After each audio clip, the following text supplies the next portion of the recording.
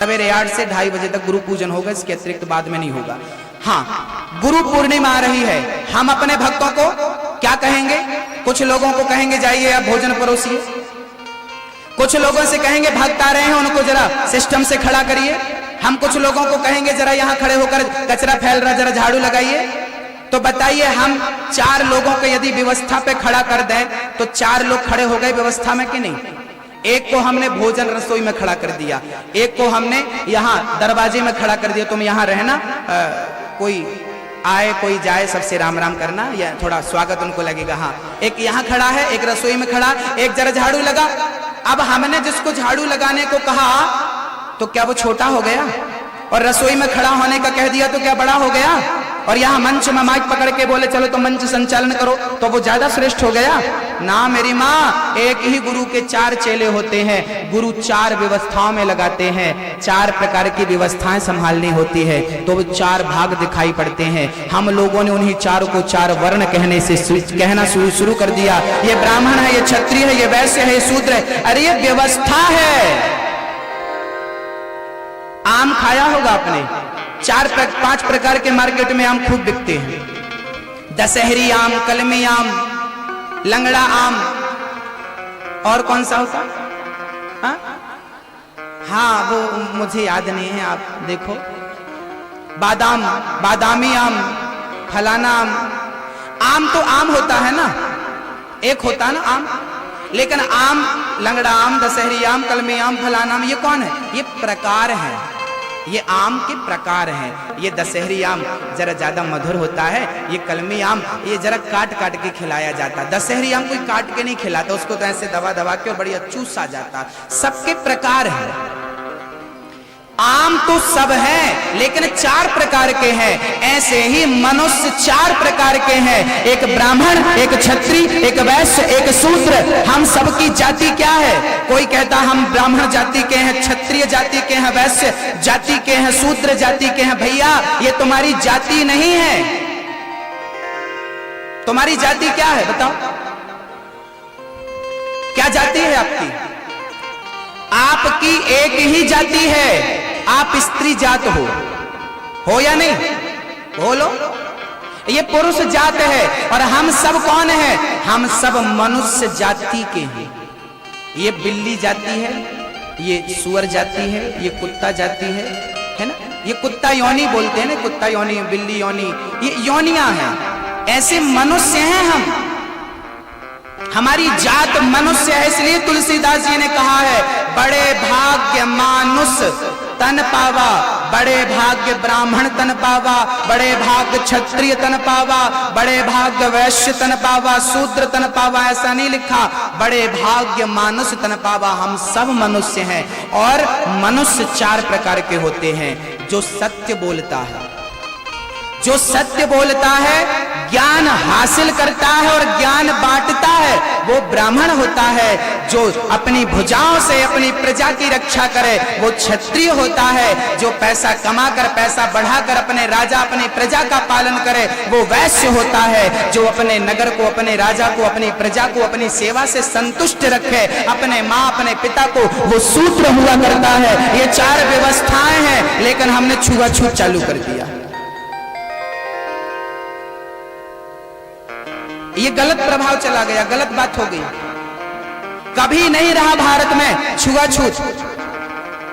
स्वामी विवेकानंद जी ने मोची के घर जाकर रोटी खाई थी।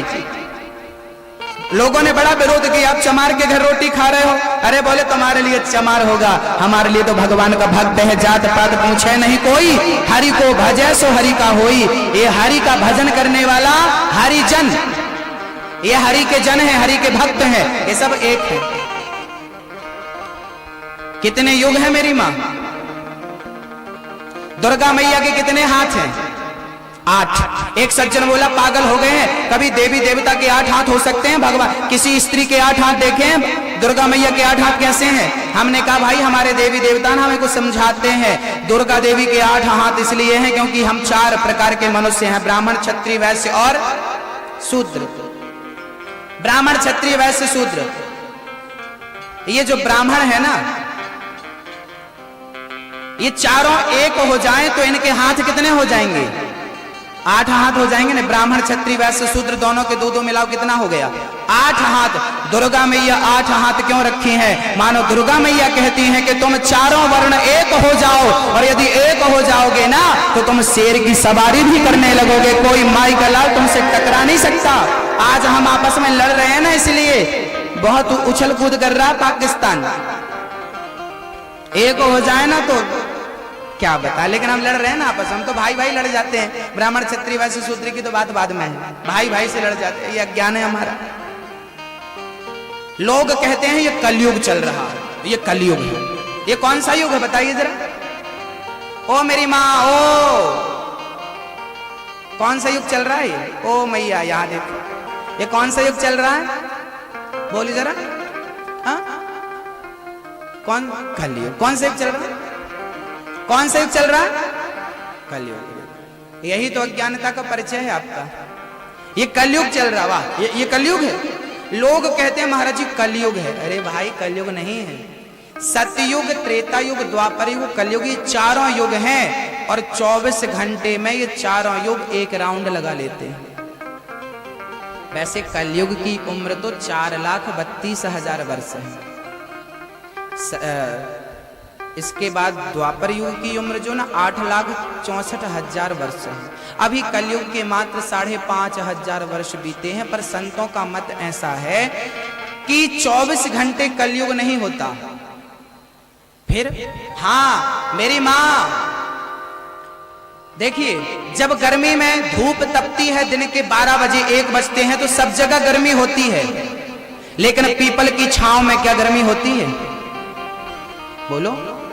सब जगह धूप होती है, सब जगह धूप है, पर पीपल की छांव में धूप नहीं है। वहां शांति है, वहां ठंडक है। ऐसे ही सब जगह कलयुग है, लेकिन जहां भगवान की कथाएं कीर्तन हो रहे हैं वहां कलयुग का कोई प्रभाव नहीं है। सब जगह धूप का प्रभाव है, लेकिन पीपल की छांव में धूप का कोई प्रभाव नहीं है। तो कम है, टेम्परेचर कम है वहां पर। ऐसी कलयुग सब जगह पर, जहां ये कथा चल रही है, सत्संग चल रहा, यहाँ कौन कह रहा है कि कलयुग है? यहाँ कलयुग नहीं है, बाहर गेट से भाग जाएगा कलयुग। जब आप कथा सुन के बाहर निकलोगे ना पंचायत करते, तब कलयुग पकड़ेगा आपको। अभी तो यहाँ बाहर ही बैठा आपको छोड़ दिया उसने। सवेरे 4 बजे से सुबह के 9 बजे तक सतयुग होता है, जहां सबकी बुद्धि पवित्र हो जाती है। सवेरे सवेरे देखा होगा सब शांति होती है, सवेरे का वातावरण शांत होता है। रात को कितना प्रदूषण हो पर सवेरे स्वच्छ हो जाता है कि नहीं? सवेरे तक शांति का वातावरण होता है, आनंद का वातावरण होता है। भक्तों, कोई शराब पीने वाला भी सवेरे सवेरे नहीं पी लेता। कोई पी भी लेता हो तो भाई उसका तो भगवान ही मालिक है। लेकिन सवेरे सवेरे शराबी भी अपनी पत्नी से प्यार करता है ना? अपनी माँ की सेवा करता है, माँ की आज्ञा का पालन। सवेरे कौन सा युग है? सतयुग होता। सारी माताएं पूजा कर रही हैं, पाठ कर रही हैं, कीर्तन भजन हो रहा, घंटों की आवाज आ रही है, तो ये सब पूजा पाठ। सवेरा सतयुग है। 9 बजे से लेकर फिर शाम को 4 बजे तक कौन सा युग चलता है? सतयुग के बाद कौन सा? त्रेता युग। फिर चले गए वनवास राम जी। त्रेता युग में क्या हुआ था? राम को वनवास हुआ था। ऐसे भाई फिर 9 बजे के बाद पुरुषों का भी वनवास हो जाता है। ऑफिस चले गए, फैक्ट्री चले गए, माताएं कर रही हैं काम धाम, तो वो भी सीता बनकर वनवास चली गई। तो कौन सा युग चालू हो गया? त्रेता युग, जहां कर्म प्रधान है। व्यक्ति कर्म करता है, काम धाम में लगा हुआ है। ये त्रेता युग है। 4 बजे से लेकर रात्रि के 8 बजे तक द्वापर युग चलता है। द्वापर युग में भगवान कृष्ण आए। कृष्ण जरा गोपियों के संग नाच रहे हैं, कूद रहे हैं, खेल रहे हैं, खा रहे हैं। ऐसे आप भी जब ऑफिस से पति आता है तो पति पत्नी प्लान करते हैं, आज शाम को चलते हैं, जरा भोजन प्रसादी करके आते हैं, पानी पूरी चबा के आते हैं, जरा आज हम भुंटे खा के आते हैं, गुच्चे खा के आते हैं, प्रेम से नमक वाला बढ़िया बढ़िया नींबू लगा के चखेंगे, बड़ा आनंद आएगा। लो भैया, बच्चे स्कूटी में बैठे हैं, पत्नी पीछे बैठी है, ये चली गाड़ी। वो पति पत्नी गए शॉपिंग करने 4 बजे, खूब आनंद कर रहे हैं कि नहीं? कौन सा युग चल रहा है? बोलो, ये कौन सा युग है? ये द्वापर युग है। ये कृष्ण की लीलाएं आ गई। कभी शाम को 5 बजे ना कभी पिता खेलता है बच्चों के संग, मेरे पीठ में, कभी पिता पीठ में बिठा लेता है, बैल बन जाता है, पिताजी बेटा पीठ में बैठा, कभी बेटे के संग कबड्डी खेल रहा है, तो खेलना कूदना खाना हंसना ये कृष्ण का काम था। ग्वाल वालों के संग खेलते थे, उनकी पीठ में बैठ जाते थे। पूरा का पूरा आपके घर में वही होता है जो कृष्ण के संग हुआ है, बाल लीला। तो बताइए कौन सा युग चल रहा है? कौन सा? त्रेता में हो तुम? द्वापर में तो आओ, ये द्वापर था, त्रेता। और अब रात्रि के 8 बजे से लेकर सवेरे के 3 बजे तक अब कलयुग चालू हुआ, जहां व्यक्ति सिर्फ भोगों में मन लगाता है। वासनाएं जहां फिर शरीर पर ऐसी समाती हैं कि वो निकलती नहीं। अब कलयुग चालू हुआ, 24 घंटे में हर युग का समय है, टाइम है। अब देखना ये है, अच्छा जो संत होते हैं ना, साधु होते हैं, वो 24 घंटे सतयुग में रहते हैं, त्रेता में रहते हैं, द्वापर में। उनके भीतर कलयुग प्रवेश ही नहीं करता, और जिसके भीतर कलयुग प्रवेश कर जाता है उसकी बुद्धि भ्रष्ट हो गई। जो माँ बाप पर अत्याचार कर रहा है, जो पत्नी पर अत्याचार कर रहा है, जो देश पर अत्याचार कर रहा, भ्रष्टाचार, इनके अंदर कलयुग चढ़ गया। ये कलयुग चढ़ा हुआ है, ये कलयुग का प्रताप है। जो व्यक्ति अपने मार्ग से गिर चुका है, मार्ग से नीचे हो चुका है। मेरी माँ, ये सतयुग त्रेता द्वापर की ब्राह्मण क्षत्रिय वैश्य शूद्र की आपके समक्ष चर्चा मैंने इतना समय लेकर इसलिए रखा ताकि आप इस सच्चाई से रूबरू हो सकें, क्योंकि सच्चाई को बहुत कम लोग ही जान पाते हैं और समझ और समझा पाते हैं। इसलिए दास का फर्ज था आप तक बात पहुंचाई। कल यहाँ पर बेटियों का, 2 बेटियों का विवाह हुआ है। बेटियों के विवाह का भी मौसम तो नहीं है, मुहूर्त भी नहीं है।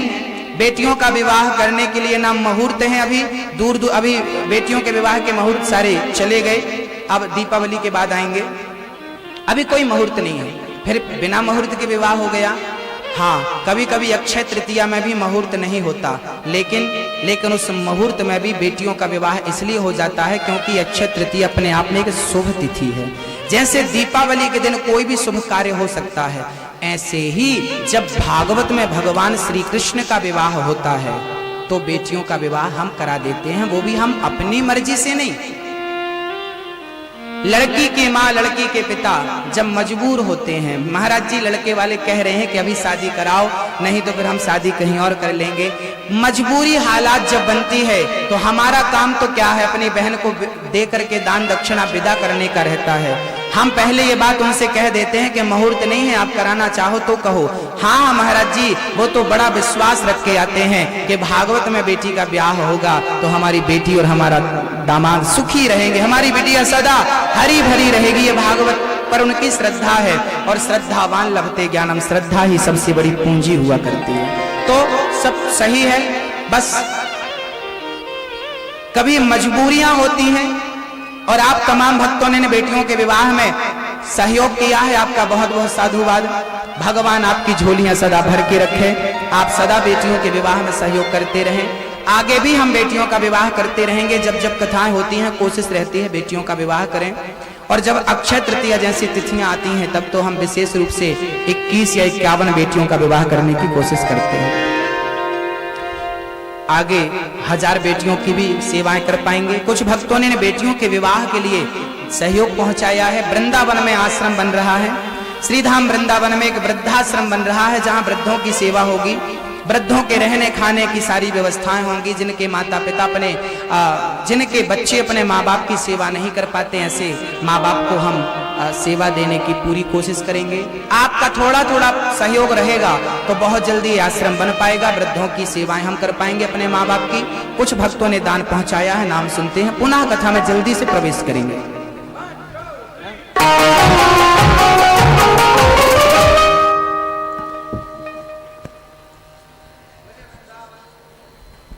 बोले वृंदावन बिहारी लाल की जय हो।